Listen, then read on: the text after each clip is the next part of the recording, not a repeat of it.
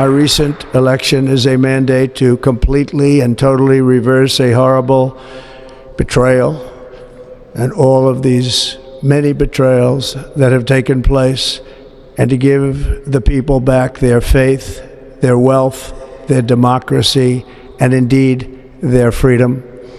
From this moment on, America's decline is over. I was saved by God to make America great again. For American citizens, January 20th, 2025 is Liberation Day. Hey, it's me, the video guy. So this was supposed to be a pretty big project that grew to be like way too hugely out of control. And so I'm ending up segmenting out what was going to be the introduction portions of the video talking about Project 2025 more into some primers on 2025, like primers on moving into not only this world, but the Trump administration, and however much application of this document of the mandate for leadership gets actually, manifested in the administration's practices. So think of this video as something like that, where we're talking about some concepts that we can apply when we talk about other things. And I think these concepts will also be good for talking about the new Trump administration. And with that, let's get in the video and we'll talk about some mechanics of fascism.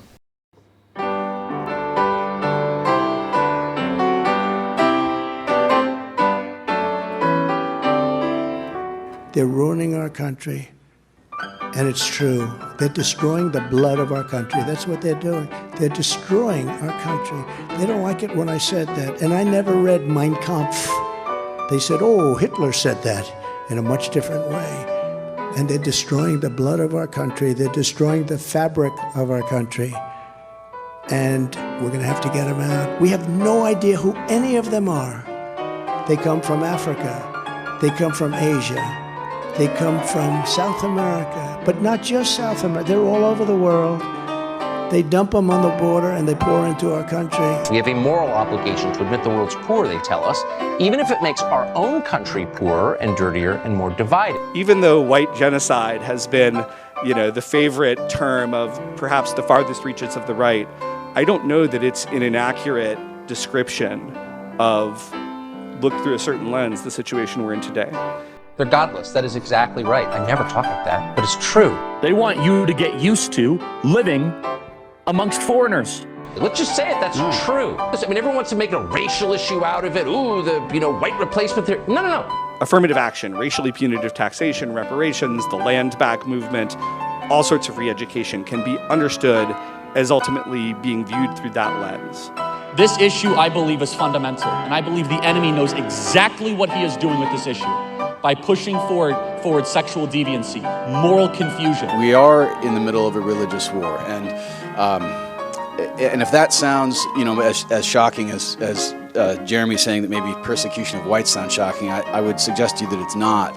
We're now a 57% white non-Hispanic country. Among under 18s, we are now a white non-Hispanic minority. And, this has just been a huge demographic transformation. Dare I even say it, a great replacement. We have to do something to increase our birth rate, or the vacuum that's created will be filled by people that don't believe in our values. And we have to win this religious war, because we're finding out now the stakes are as high as they can possibly be, and we know that there's more than one way for a nation to fall, right? There's the Roman way, which is a centuries-long decline of succumbing to wave upon wave of invaders. There's the British way, which we touched on earlier, which is a dwindling irrelevance and impotence in the face of, in England's case, an assertive Muslim immigrant population. And then there's the American way, which is not to decline and fall. It's not to succumb to dwindle into irrelevance, but it's simply to become evil. In the introduction to their book, The Flag and the Cross, White Christian Nationalism and the Threat to American Democracy, Philip Gorski and Samuel Perry write the following.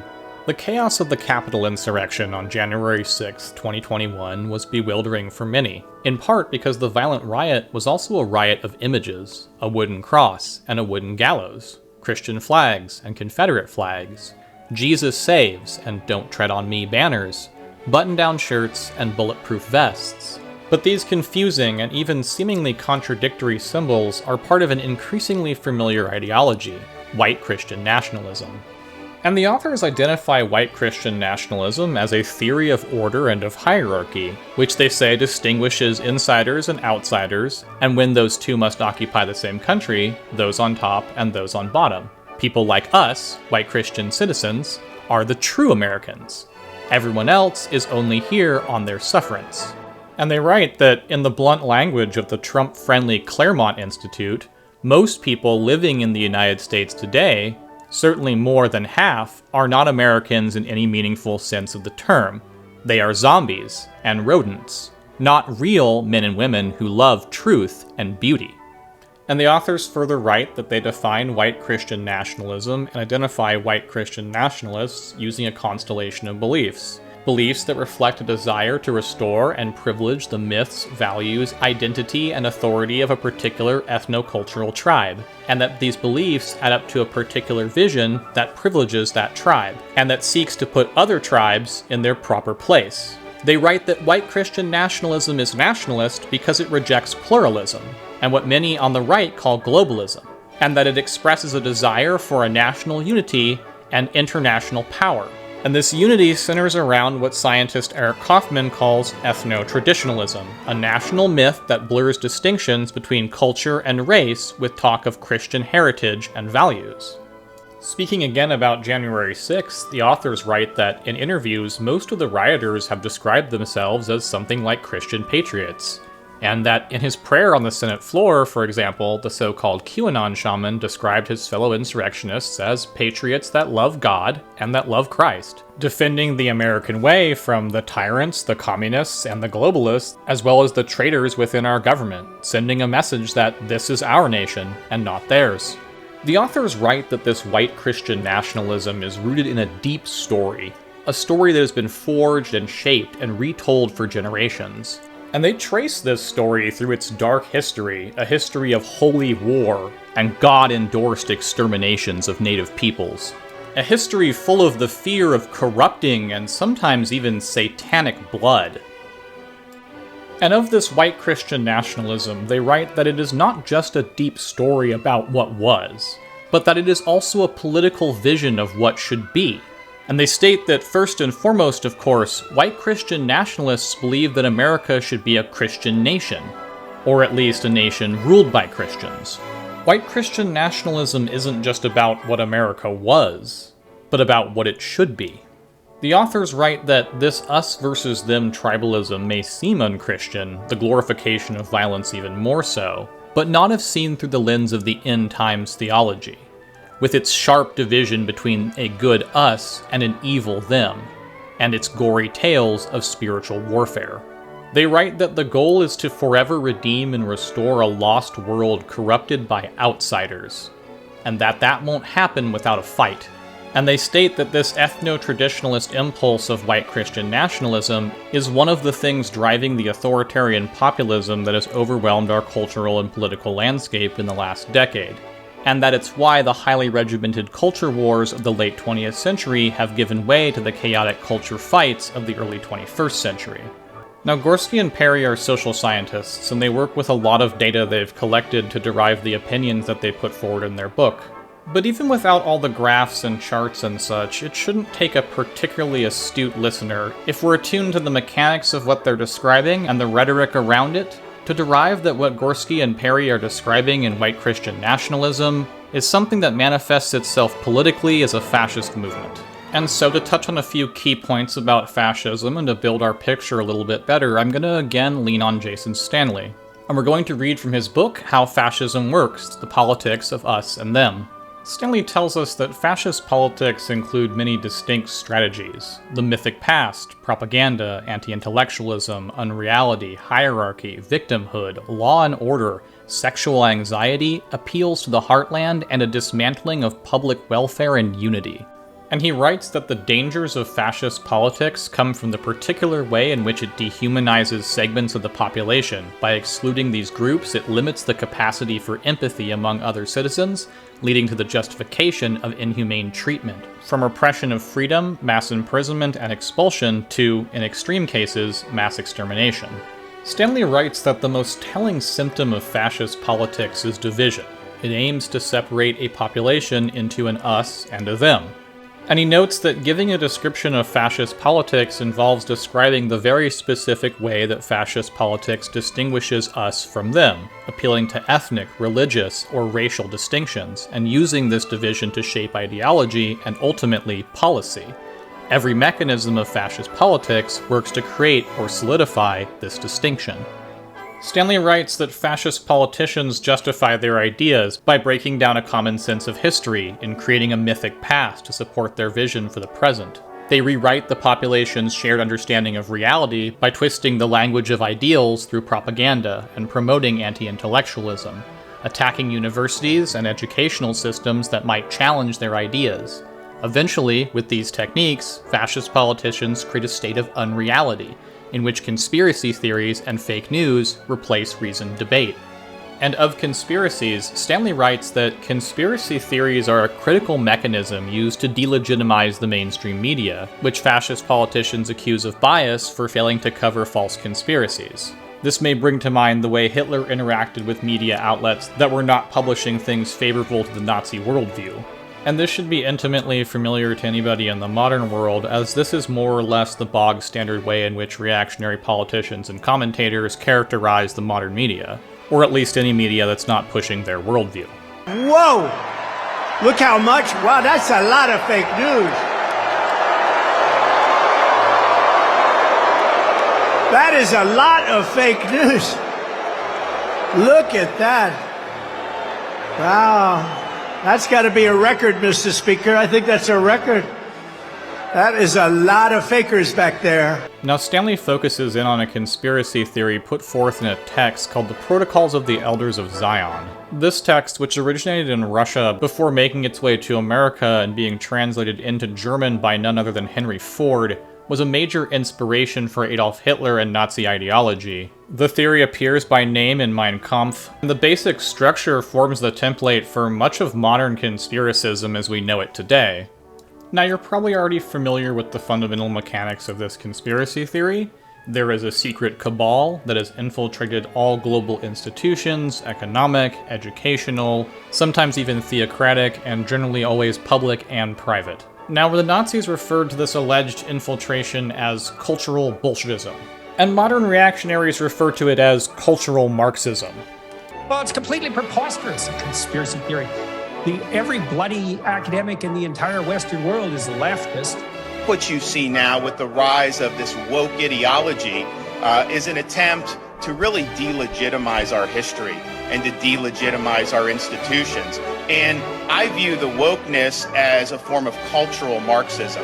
I started off by saying, well, I think that woke is in fact Marxism that's evolved to attack the West. And the techniques it's using are reminiscent of Mao's Cultural Revolution. They're not just trying to transform the politics, they're trying to change the type of thing that we are. And they come from this idea that if it's a Marxist idea, but it's just transferred to the modern era, where instead of talking about society in class structures, you talk about it in minority interest group structures. And what has actually happened in Western society is a revolution, and effectively the dominant way, the prominent way in which most people, even if they're not aware of it, are looking at society, the way in which they're interpreting things, is not through, if you like, the traditional Judeo-Christian lens, which our Western civilization is founded, but essentially a Marxist lens. And the idea that Marxism isn't the strain of thought that the postmodernists, for example, in the universities turn to is preposterous. It's not a conspiracy theory, and anybody who thinks it is just has no idea what the ideas mean. Now, the history of the spread and proliferation of the modern iterations of this way of thinking or ideology or conspiracism are quite interesting, and we could talk about William Lind, Pat Buchanan, and how this idea forms the basic world structure that the Turner Diaries, for example, is built on. And we could talk about Lyndon LaRouche and like a whole grab bag of others. This conspiracy theory is massive and has iterations all over the place. And in case you're wondering, the cultural Marxist conspiracy theory does appear at the very forefront of the Project 2025 text itself. Now, because we're covering so much ground in such a limited amount of time, we're going to zoom in here and focus not on the history, but instead on the shared mechanics of this theory and how this type of conspiracism functions. And it, of course, all begins with infiltration. And so they came up with this idea that we have to infiltrate cultural institutions in the West to tear apart, family, religion. We got to take over the media. We've got to. It's not just the economic situation. It's that people are led to believe this is a good life. And we have to challenge that. So it was the first step in the evolutionary leap that Marxism had to take in order to start going after Western civilization. Mechanically speaking, this theory puts forth that the they, or the not us, those who are the enemy, have infiltrated society and infiltrated all of the normal institutions or power bases. Again, universities, government structures, etc., etc. So let's take a look at a few examples of this to kind of make it more clear. In How Fascism Works, Stanley writes that according to the protocols of the Elders of Zion, Jews are at the center of a global conspiracy that dominates the most respected mainstream media outlets and the global economic system, using them to spread democracy, capitalism, and communism, all masks for Jewish interests. And here's Hitler himself examining this concept on September 8th of 1936. All around us, we see the signs of growing evil. We preached for years about the greatest world menace of this second millennium of our Christian history now coming to an end. And now it is becoming a horrible reality. Everywhere, the burrowing work of the Bolshevik wire pullers is beginning to take effect. In an age where bourgeois statesmen talk of non-intervention, an international Jewish center of revolution in Moscow is now undertaking to revolutionize this continent via wireless stations and thousands of channels of money and agitation. One thing we do not want to be told is that we are developing anxiety psychosis by repeating drawing attention to these facts and these dangers in Germany. And here's an excerpt from mass killer Anders Breivik in his 2083 A Declaration of European Independence. Most Western Europeans and Americans do not realize that they, through their institutions, are being led by social revolutionaries who think in terms of continuing destruction of the existing social order to create a new one. The Marxist movement, in its quiet cultural latter-day phase, is seemingly sweeping all before it. With its sway over the media fully in the grip of feminism, it is hard to discern the strings of counterculture. The current cultural Marxist multiculturalist elites and new totalitarians are the most dangerous generation in Western history. Not only have they managed to destroy fundamental structures of European society, they are allowing millions of Muslims to colonize Europe. In just 5 decades, Muslim populations have increased from a few thousand to more than 25 million. What the book endeavors to do is explain how and why the radical left took over every major institution in America. And it really is systemic. And so, as you know, every chapter of the book addresses a different institution. So it starts off with universities. And I think universities, sadly, are where this all started. I refer to universities as the Wuhan lab of the woke virus. And it started there, but then it spread to every other institutions. And so each chapter, it goes from universities to K through 12 education, to journalism, to government, to big business, to big tech, to entertainment, and that includes movies, TV, music, sports. Now, this alleged infiltration obviously has an alleged goal, and that is destruction through replacement. America's enemies today are not barbarians at the gates. They're already inside. They're already in charge, attacking our republic from within and from above. And this time, they're not just coming for our Constitution or our budget or our foreign policy. They are coming for your freedom, your God-given rights, and our national soul. Now that the not us, our enemies, have infiltrated our institutions and taken over society and are brainwashing everybody, the ultimate goal of societal destruction and replacement of the existing societal order can begin. So let's again have a look at a few examples of this element.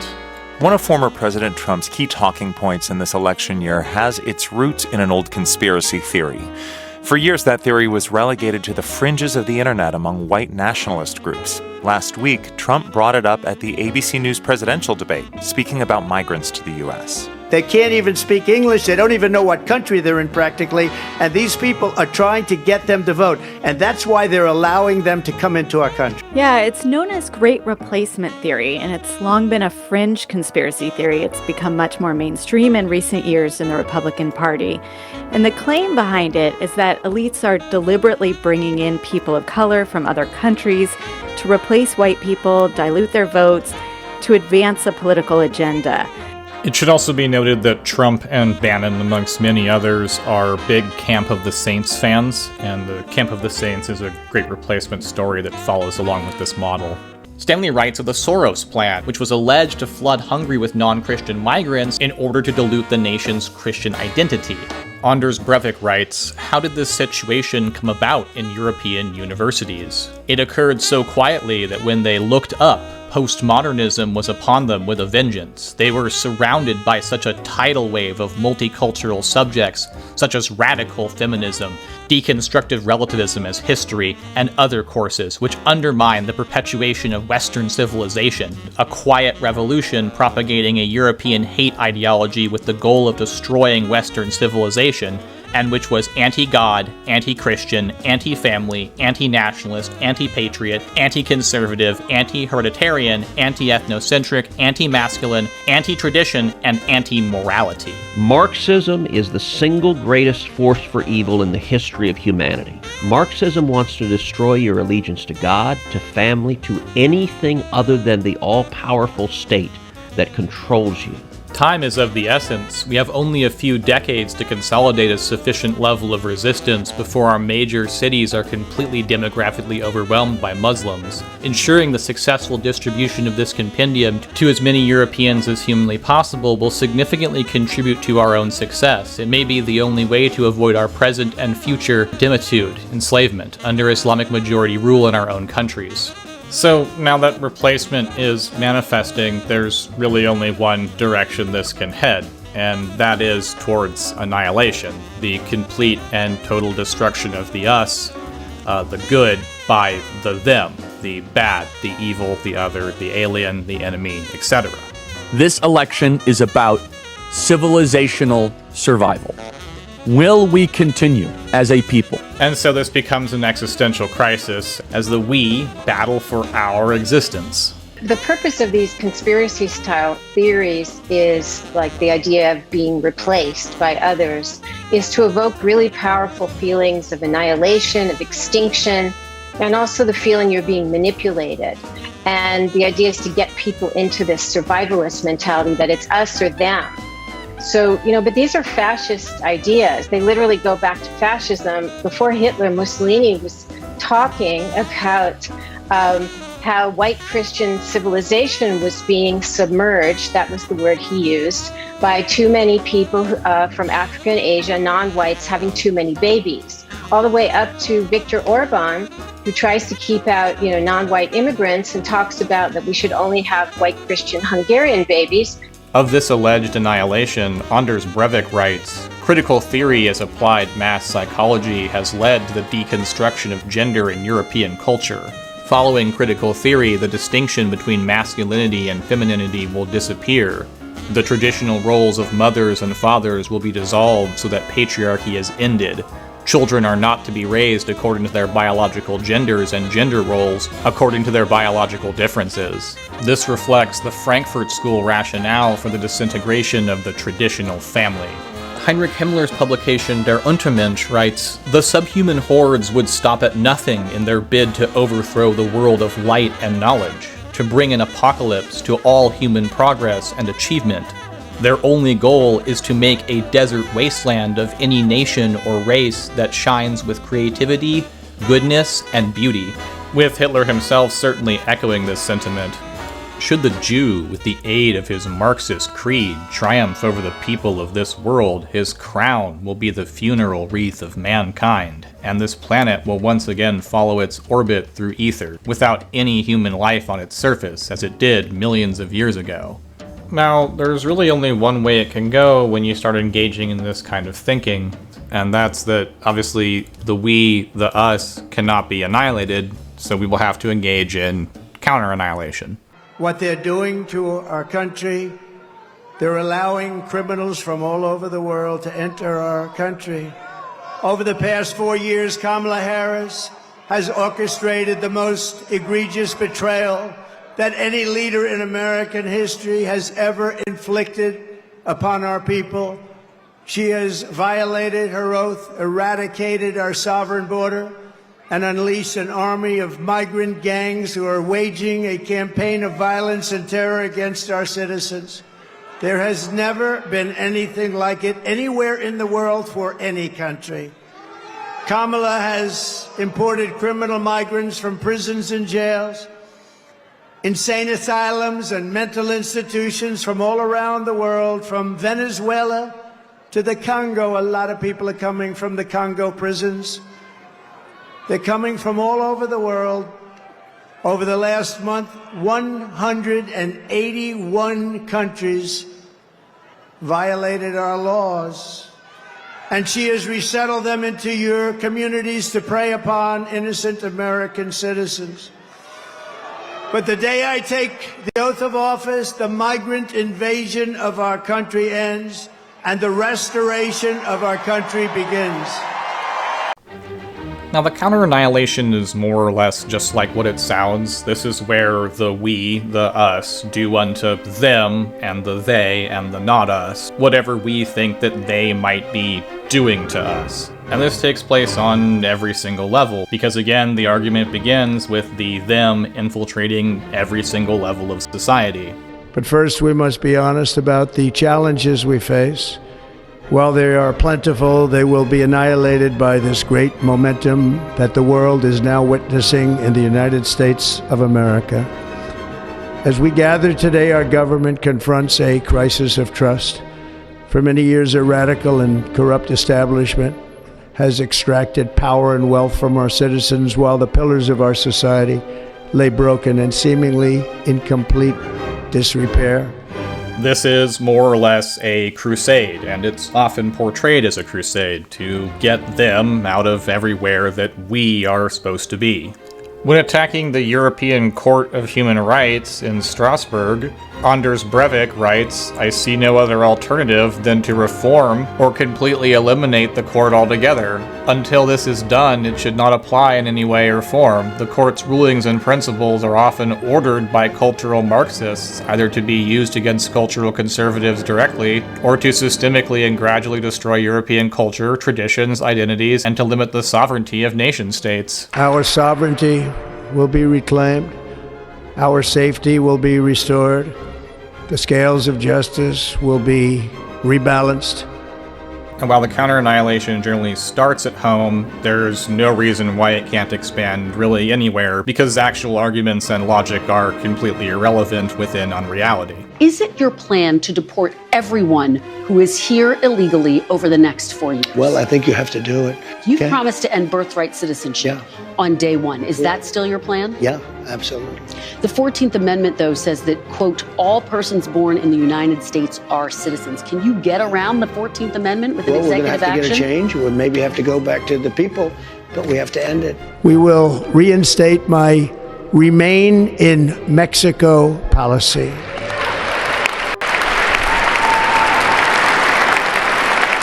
I will end the practice of catch and release. And I will send troops to the southern border to repel the disastrous invasion of our country. By invoking the Alien Enemies Act of 1798, I will direct our government to use the full and immense power of federal and state law enforcement to eliminate the presence of all foreign gangs and criminal networks, bringing devastating crime to U.S. soil, including our cities and inner cities.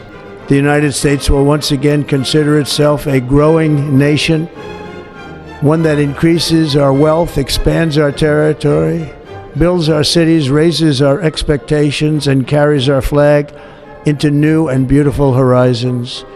Our armed forces will be freed to focus on their sole mission, defeating America's enemies.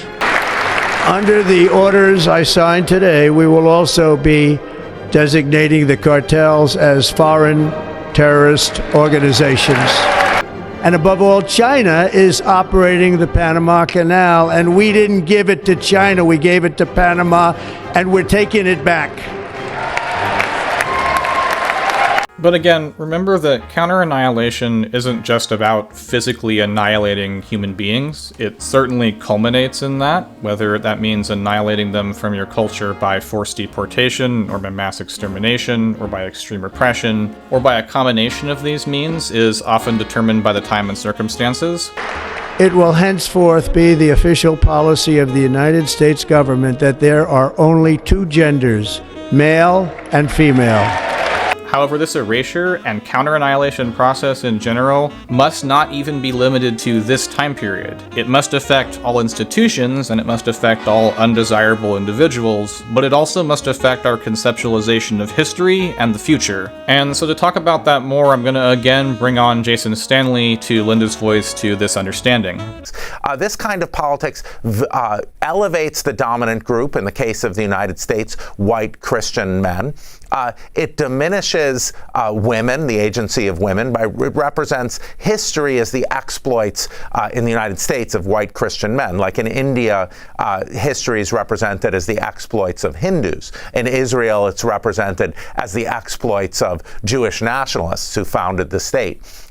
This kind of erasure of history it doesn't just justify wars and genocide. If you look at Russia, a case I look at extensively in the book, as well as Israel, in Russia, the erasure of Ukraine as an independent place, the complete erasure of Ukrainian history justifies Vladimir Putin's war on Ukraine, because it says it is sort of a fake identity, a fake country. It represents all Russian incursions as justified by supporting independence movements. Israel has erased the existence of the Palestinian people. It has erased the history, making the desert Jews made the desert bloom. This kind of thing erases Palestinians from the narrative of the country and of the area, and paves the way for genocide. This kind of erasing history paves the way for ethnic, racial, and religious nationalism, which is the core of the message we're hearing from MAGA Republicans today. When you erase black history, when you erase LGBTQ perspectives, when you erase social history of social movements, then you represent history as just the exploits of great white men. You erase social movements, you make citizens feel like they have no agency, and so it's an anti-democratic education. And then you justify great replacement theory, which is their core message, that the greatness of America comes from the exploits of great white men. And so we need to protect that identity. I think in this movement of national conservatism, what we need more than inspiration is we need wisdom. And there was a wisdom in what Richard Nixon said approximately 40, 50 years ago. He said, and I quote, "The professors are the enemy." Now we need to remember that, again, conspiracism is quite malleable and has a lot of flexibility. So in much the same way that, for example, a cult leader can predict the end of the world repeatedly and push the boundaries of that out and out further and further while still retaining their cult following, the counter-annihilation model can exist inside of the minds of the individuals believing in it for decades, perhaps even longer. Because the conspiracy exists in a state of unreality, timelines and timetables are functionally irrelevant. After all, many right-wing theorists, groups, and propaganda pieces have pushed the idea that we are imminently at the end of the annihilation portion of this cycle for, again, decades now. But it's when these movements either seize power and can actually begin engaging in counter-annihilation, or when individuals hit a critical point that we actually see the counter-annihilation play out in the real world. So now that we've talked a little bit about the counter-annihilation cycle, I want to bring up another type of behavior that's essential for fascists performing this kind of process that kind of functions like a gear oil to help the mechanics of everything turn, and that is amalgamation. So on screen you're going to see what I drew in MS Paint, which is an extremely crude model of more or less the end goal of the fascist understanding and relationship. The enemy, the them, are outside trying to crush us and destroy us, but they're also internal, and so we need to get rid of them internally to face the them outside that's trying to crush us and destroy us. And as you're trying to make this model work, it's obviously super incoherent, like the world just has way more complication than this. And so the easiest way for fascists to get around that is just simply to combine all of the enemies into one amalgamated blob. And if you sit there and think of examples to yourself, you probably can just come up with a few on your own. So I'll show you a couple of rather extreme ones, but I want you also to think of, just times in your life that you've seen reactionary people like grandpa or something fall into this line of thinking, since this line of thinking is again particularly useful for the functioning of the mechanics of fascism. Now, in a bit of a turnaround to the fascist rejection and erasure of factual and real history, the amalgamation process actually turns to history itself. Quoting again from Der Untermensch, "So for millennia, this law of nature, the conflict between man and his anti-man, the subhuman, has occurred. Over and over a new Attila and a new Genghis Khan appears at the gates of Europe, attempting to wreak havoc and destruction on mankind and his creations. But today Bolshevism is the new Attila, the personification of the subhuman horde and its destructive power. But Bolshevism is not a phenomenon of just our time, not a product of our modern era. Neither has Bolshevism evolved within the framework of human history. Bolshevism is as old as the Jew itself. Lenin and Stalin are only two who have prepared the way for this new horde." So we can see it's both within history and outside of history. The Bolsheviks are both Jews and Attila. And Hitler himself was kind of notorious for this. He basically rolled everything he didn't like up into Jewishness. Quoting again here, "This is the result of nearly 25 years of Jewish rule, which, as Bolshevism, basically reflects the basest form of capitalism. The bearers of this system are at the same time in both instances Jews, and again Jews." And again here to demonstrate this, we will take a look at another excerpt from Der Untermensch. "The fear of someone worshipping Satan has somehow worked its way into racial theory. And we also see that Roosevelt, Stalin, and Churchill are all somehow Jews." And to bring it forward a little bit, Ben Garrison, as I believe the comic artist here, gives us a little bit of an example of how all this madness culminated and expressed itself at the most recent Olympics. And just to prove to you that I'm hip and relevant and stay up to date with modern cartoons, here's an example of amalgamation from the popular reactionary media, Mr. Burcham. "A heteronormative, cisgendered white male," for which I apologize. It is a sort of amalgamation of society. Like, you don't really represent one person I know. You represent every bad idea. Every annoying every ideology. super annoying ideology, and anything society has cooked up in the last 5 years. So I hope you see what I mean. In order to sustain this model, and in order to sustain the conspiracies around this model, you really eventually have to just pack all the enemies together into one big unidentifiable blob and label it all bad. Not only is it easier on the brain, but it's the only way to make anything coherent out of this type of unreality. We see that across the world with a focus, say, on trans women now, right? So a kind of this kind of shifting enemy. In the United States, we went from an attack on critical race theory, and in America, everything is always about race. So every election is about race. When I first came to Europe in 2015 to speak about my book, How Propaganda Works, which is deeply based in the Black American tradition, Michael Rosen, the political theorist, said, "Jason, in Europe, not every election is about race. It's a big difference."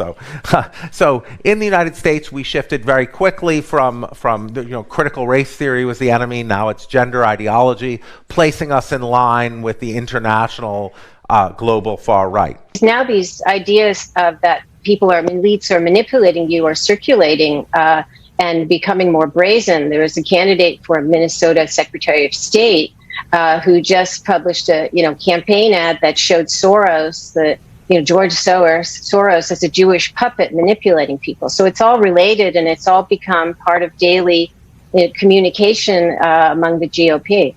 And I think Stanley again can help us understand this process and why it occurs this way. He writes that as the fear of them grows, we come to represent everything virtuous. We live in the rural heartland, where the pure values and traditions of the nation still miraculously exist, despite the threat of cosmopolitanism from the nation's cities, alongside the hordes of minorities who live there.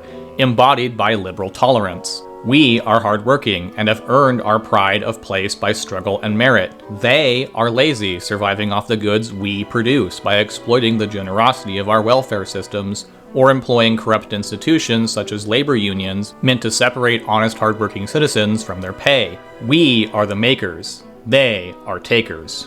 And if we're everything virtuous, it follows pretty logically that everyone we don't like is just everything bad. So now we're going to talk about one last element here that I wanted to cover and that I felt would be highly relevant for reading the 2025 document, and that is projection. Now, obviously, fascists are not the only ones to perform projection, but projection amongst fascists is particularly interesting, because I think it tends to often highlight a lot of the things that we've talked about previously. Now remember, fascists reject reality for a state of unreality. So projection and contradiction are the bread and butter of fascist interactions and fascist expression, be it in speech or documentation. Progressive politics is a language used by our new oligarchy to do two things. On the one hand, to rob the American people blind, and on the second hand, to tell them to shut the hell up about it if they dare complain. That is the purpose of American progressive politics. Ladies and gentlemen, the universities do not pursue knowledge and truth. They pursue deceit and lies, and it's time to be honest about that fact. The woke left has fully captured our elite institutions and now wield them like a machete against anyone resisting their self-serving agenda. We all know about the banana republic persecution of Donald Trump, but President Trump is just the most prominent victim of the left's budding despotism. And this might be an appropriate time to talk about Elon Musk. While turning his platform into a major site for the proliferation of Nazi propaganda, and while seemingly proliferating a bit of it himself, he's in a feud with the ADL, where somehow the ADL is the bad guy and Elon Musk is doing nothing wrong. And we're probably all familiar with the comical juxtaposition of the fascist argument that X group is trying to indoctrinate your children. That is what Marxism is. Targeting 5-year-olds. It is indoctrination. Which is generally then followed up by the pitch of indoctrinating media towards children. Or even better, buy it for your kids or buy it for your grandkids. And when we get into the territory of Christian fascism in particular, they tend to argue that their enemies are actually in a holy war against them. It's not quite right to call them secular leftists, like they just don't believe in anything. They have their own religion. And they are they're waging a religious war against us. And for one more clip here, we'll get the projection and amalgamation combined together in the counter-annihilation necessity argument. If that strikes you as like a bit, what do you mean pagan? It kind of sounds crazy or maybe extreme. What I mean is simply the rejection of the proposition that all men are created equal. The inversion of the Christian claims that are at the heart of our country. That is to say, all men are not created equal, some are slaves and some are masters, and society should be organized on that basis. That is the other side in this religious war. And for our last and perhaps most dramatic example of this, we're going to turn once again to Hitler. What would have become of the German Volk and Europe had the German Wehrmacht not raised its shield before Europe at the last minute on June 22nd, 1941? For clarification, this is when Operation Barbarossa begins, the invasion of the Soviet Union. Who believes that ridiculous guarantees, or likewise irrelevant paper declarations by Anglo-American statesmen would have saved the world faced with an attack by a power which, as American correspondents plainly put it today, has for 20 years pursued the goal of attacking Europe, as in the times of the migration of the people and the Mongolian invasions, destroying its culture and above all exterminating the European order in order to win slaves for work in the Siberian tundra. Now, if you're familiar with the German plans for the East, you know that they plan to mass exterminate hundreds of millions of people and enslave the rest, to turn what is largely today modern Ukraine into an Aryan slave utopia that in an eerie way echoed the antebellum South, and this was to prevent Germany from being able to be starved to death by British blockades in its future wars of imperial conquest. So Hitler is saying here that if he didn't do the war, there would have been a war that destroyed Europe, and that mass enslavement and extermination would have occurred. So you can see this is not only the highest tier of projection, but the absolute pinnacle of fascist big brain logic from the Führer himself. And with that, I think we're going to close this section out so I can move on to some final thoughts.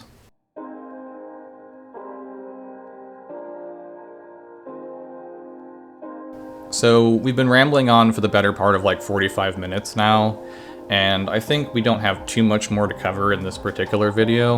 Like I talked about in the beginning, this was initially meant to be part of a much larger video that was going to be the introduction to talking about Project 2025, but it's kind of morphed and changed, and I thought it would now probably be good both for lenses for viewing the document, but also for lenses for viewing the Trump administration that has just come into office, since this is coming out much later than I thought it would. So that's why I picked like these 3 areas to focus on. Like obviously we could talk about other mechanical functions within fascism, we could talk about fascism in other ways, but I thought that these would be a pretty good set of ones for looking at the documentation. And then I also think that this is a pretty good way of looking at the MAGA movement. Now I understand that a lot of these things sound rather terrifying, and they are, but at the same time I don't want to be hyperbolic with it. I cannot tell you where the Trump administration will go, or how much human damage he will do, or what the ultimate outcomes will be. I can only look at what is occurring and then try to provide some kind of mechanical model or template to make that make sense. And I would argue that there's a pretty decent amount of flexibility in the counter-annihilation model because it allows us to look at individuals and allows us to look at whole movements, and it quantifies them more by what they believe and the outcomes they want, not the damage they manage to cause. Because obviously, given resources and time periods, different individuals and different movements can have extraordinarily different outcomes and cause way different types of damage. Now, that said, I would argue there's a historical precedent for these types of individuals and movements being particularly detrimental and particularly horrible for society, and I would argue that Trump and MAGA and the Project 2025 writers in the document center around a lot of power. I don't think there's much other honest way to put it. Trump is undeniably the most powerful man in the world at this point, and the writers of Project 2025 and the American fascist movement comprise a huge amount of what's insulating him, the other bit being generally fascist-leading capitalists. Thank you.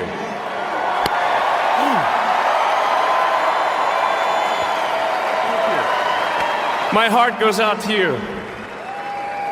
It is thanks to you that the future of civilization is assured. So as we round out towards the end, I kind of want to talk about briefly why I talk about fascism oftentimes from like the mechanical process or by what stories it tells or such things like that are very interchangeable, rather than trying to position fascism the way that many other people who talk about it position it as, like either a thing that only occurs in a certain period of time or a thing that only occurs at a certain level of violence. And my main reason for doing this is that I think these are unhelpful and inaccurate ways to talk about fascism. And so I'm gonna again turn to Jason Stanley here because Jason Stanley is one of the scholars that adheres to this position and viewpoint, and he often writes about it and speaks about it a little bit more eloquently than I probably could. You might think that a concept like fascism is historically located, that it reflects social structures local to its origins. So you might think, people say, fascism, that only occurred in Italy and Germany. And that's false. It occurred in Romania. There are many Sarah Churchwell shows in her work, Behold America, about the interwar period in the United States. There were many fascist movement groups in the United States. The America First movement was a kind of hidden fascist movement, but there were many explicit fascist movements. The German-American Bund. So now you might think, so obviously we're not taking fascism to be historically located. Our project is to say fascism is not just a concept that is general, it has the generality important for political philosophy. It has the generality of a concept like democracy. But it's important to understand the global far right today. You might, so there's a closely related approach where you'd think publicized orchestration of mass death is essential to fascism.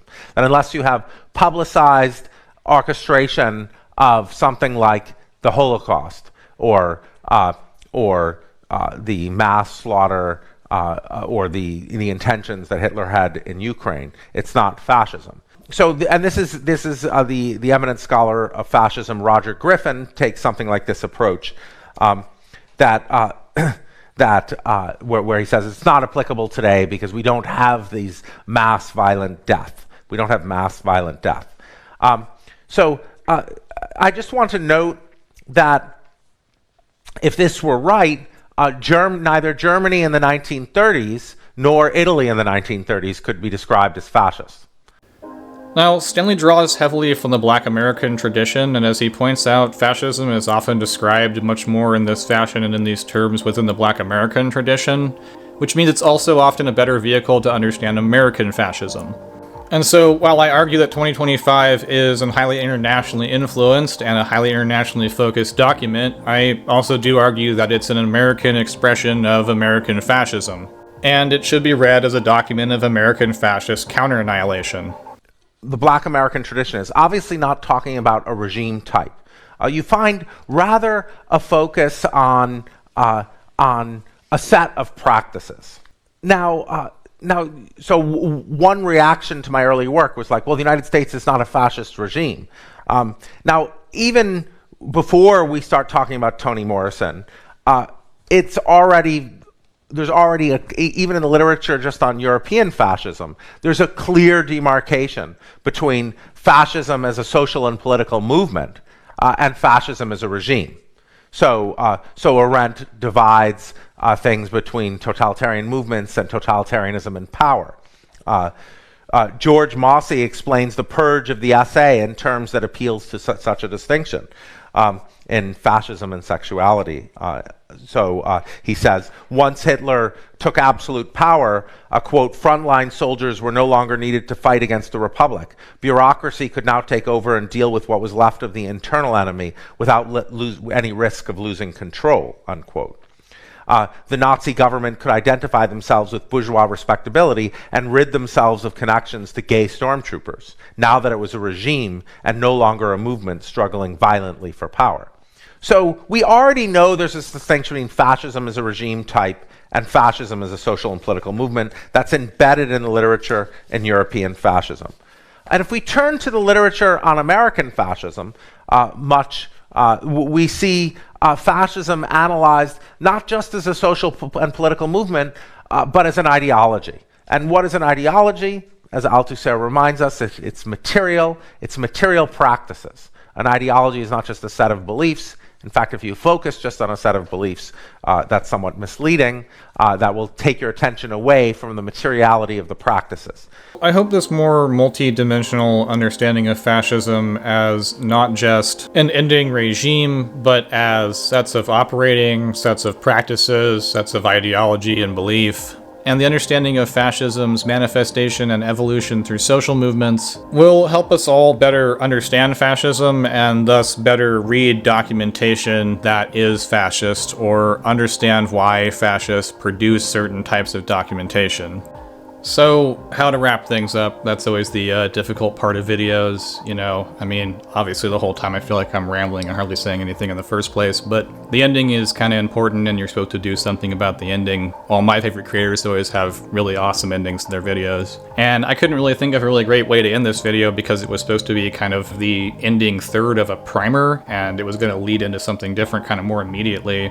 So I figured we might actually do like Jason Stanley says and try to listen to the Black tradition a little bit in the hopes of getting a better understanding of the forces we're grappling with, because I would argue that we're not facing something new, although we might be facing it in forms that we're not used to in coming times. And so in a couple of his lectures, Stanley references this speech by Toni Morrison, and so I thought we might as well just all sit down together and listen to it. Before there was a final solution, there was a first one. And after the first, there was a second. And after the second, there was a third. Who knows how many more? Because the descent into a final solution is not a jump. It's one step. and then another, and then another. Sort of like this. One, construct an interior enemy and use that enemy as both focus and diversion. Two, unleash and protect the utterance of overt and coded name-calling, verbal abuse, and use this ad hominem attack as legitimate charges. Three, enlist, persuade, and create sources of information and distributors of information willing to reinforce the enemy's status as an enemy, and the reasons for this willingness are: it is profitable to do so, it grants power to do so, and it works. 4, reward mindlessness and apathy with little pleasures, tiny seductions, a few minutes on television, a few lines in the press, little pseudo-successes, the illusion of power and influence, a little style, a little consequence. 5, attack and subvert all representatives or sympathizers with this constructed enemy who have risen to serious power. Unless, of course, the next one is part of their CV, because one has to gather from among the enemy collaborators who agree with and sanitize the process of dispossession. Then you are able to completely take the next step, pathologize the enemy. For example, recycle scientific racism and the myth of racial superiority in order to neutralize the pathology. Then criminalize the enemy. And having criminalized the enemy, you can then prepare, budget for, and rationalize the building of holding arenas for the enemy, especially the males and absolutely the children. Last, maintain at all costs silence. Forces interested in these solutions to national problems are not to be found in one political party or another, or one or another wing of a single political party. Democrats have no unsullied history of egalitarianism, nor are liberals free of agendas for domination. Republicans have housed abolitionists and white supremacists. Conservative, moderate, liberal, right, left, hard left, far right, religious, secular, socialist. We must not be blindsided by these Pepsi-Cola, Coca-Cola labels.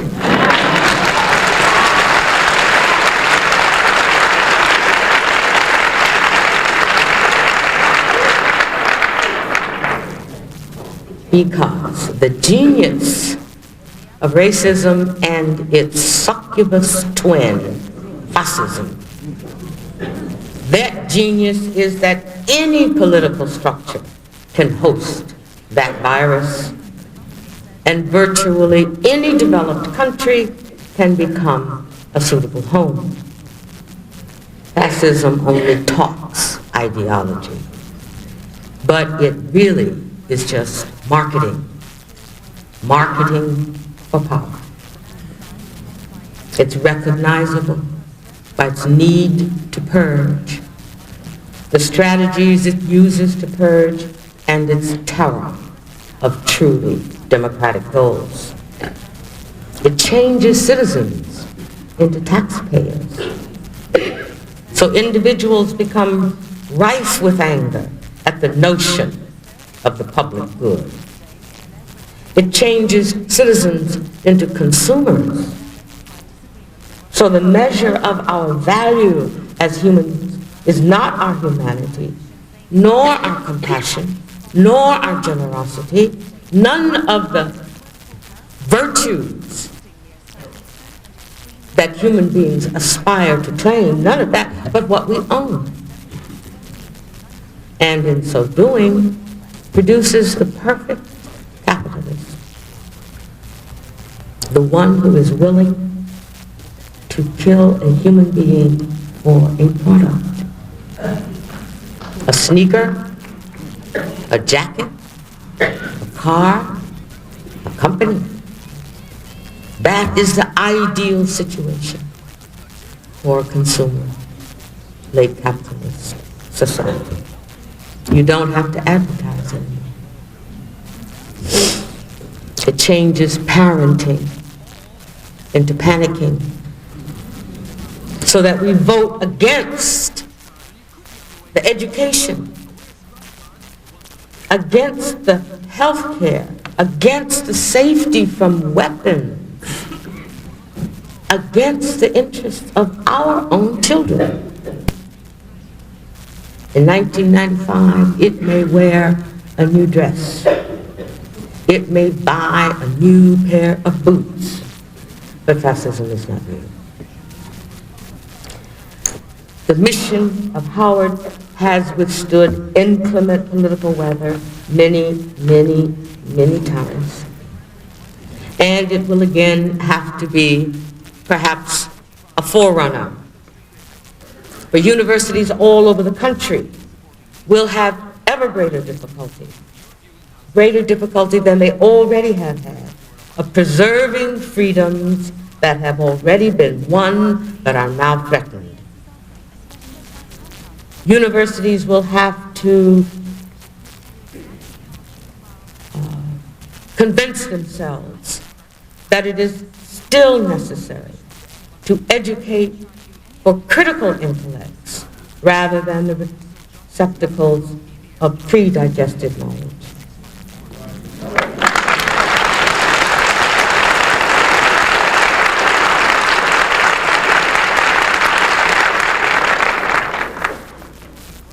Howard may have to lead other universities into maintaining standards with garroted resources and the sort of national contempt for complicated, reflective thought.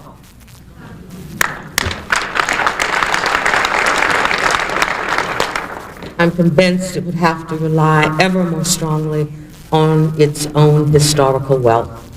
The index I recited earlier, every discipline, every department, every program. The natural sciences, in an age when we are still, once again, defending or explaining the absence of a defense for racial and genetic inferiority. The humanities, while we witness the degradation of scholarship, our scholarship, and our artists, law, the social sciences, all have to be involved, as it has always been at this university, in that debate. This is life and death. I have to tell you, nothing is more important than this generation.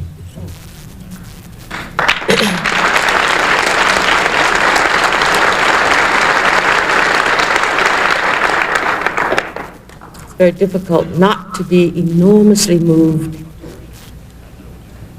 as I sat there listening to the 41st generation of Howard University choirs since I left.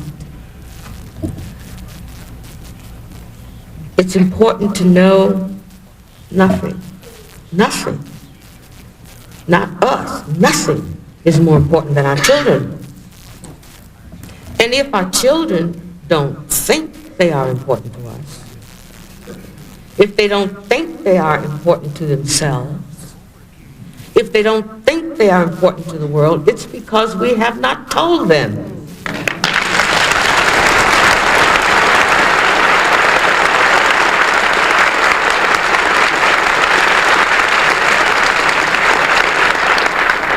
We haven't told them that they are our immortality. We have not told them that they are responsible for producing and leading generations after them. We have not told them the things Howard University told me,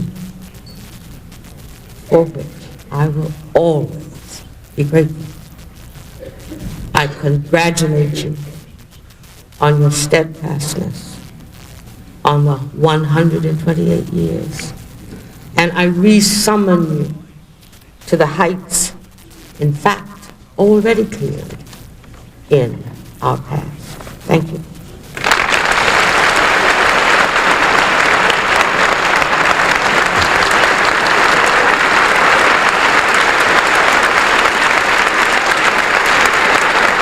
So, there you go, there's the video, and hopefully you'll keep all these concepts in mind as we talk about other stuff on the channel, not just Project 2025, but I feel like this kind of stuff could be applicable in lots of ways.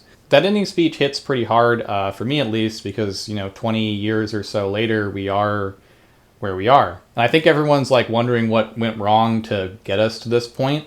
And I don't really know if I have a great answer for that. Like, maybe if I took some time, I could try to present one. But in the immediate, I would say that we have to think about this kind of stuff, and we have to learn to understand better. And going forward, hopefully, I'm going to try to build some of that understanding. So thank you guys so much for watching. And if you liked the content, give it a like, give it a share. I doubt YouTube will hand me much money, if anything, for this. They did not like my Attack on Titan video. So, if you can help get the word out about the channel and such, that would be pretty cool. And going forward, I will be making some stuff about 2025, and then I'm going to be trying to shift gears as quickly as possible to a project that I think is rather important. Thank you again so much for watching, and I hope to see you next time. And we will not forget our God. Can't do that.